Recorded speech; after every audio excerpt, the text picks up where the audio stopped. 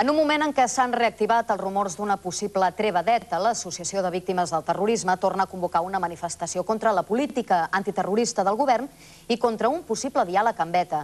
Serà aquesta tarda a Madrid. És, de fet, la tercera protesta que convoca l'associació i torna a comptar amb el suport del Partit Popular. Una protesta que també torna a evidenciar la divisió que hi ha entre les víctimes. Des de diferents ciutats, com València, on corresponen aquestes imatges, han sortit de bon matí els autocars organitzats per l'Associació de Víctimes del Terrorisme i pel Partit Popular per portar a Madrid les persones que volen participar en la manifestació convocada per aquesta tarda. Aquesta d'avui és la tercera manifestació convocada per l'Associació de Víctimes per demanar al govern que no negociï amb ETA. Vamos a gritar alto y claro diciendo en mi nombre no a esos puntos suspensivos que de alguna manera alguien puede poner la palabra rendición, negociación, cesión, claudicació. Segons els convocants, més de 50 organitzacions secunden la manifestació, que també compta amb el suport de la Conferència Episcopal i del PP.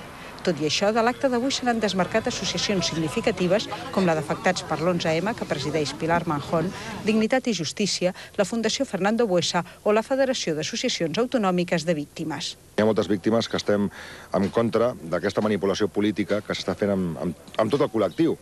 I, evidentment, no se sentim representats, ni molt menys, per gent que fins i tot arriba a gastar els recursos o a invertir els recursos que s'haurien de destinar a treballar per les víctimes, prefereixen invertir-los en temàtiques de viatges, en organitzar autocars.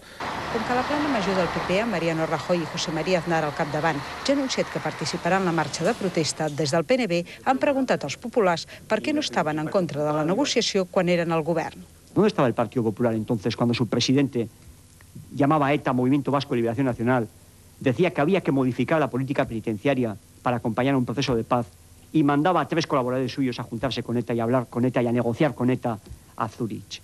¿Qué pasa? Entonces no había víctimas.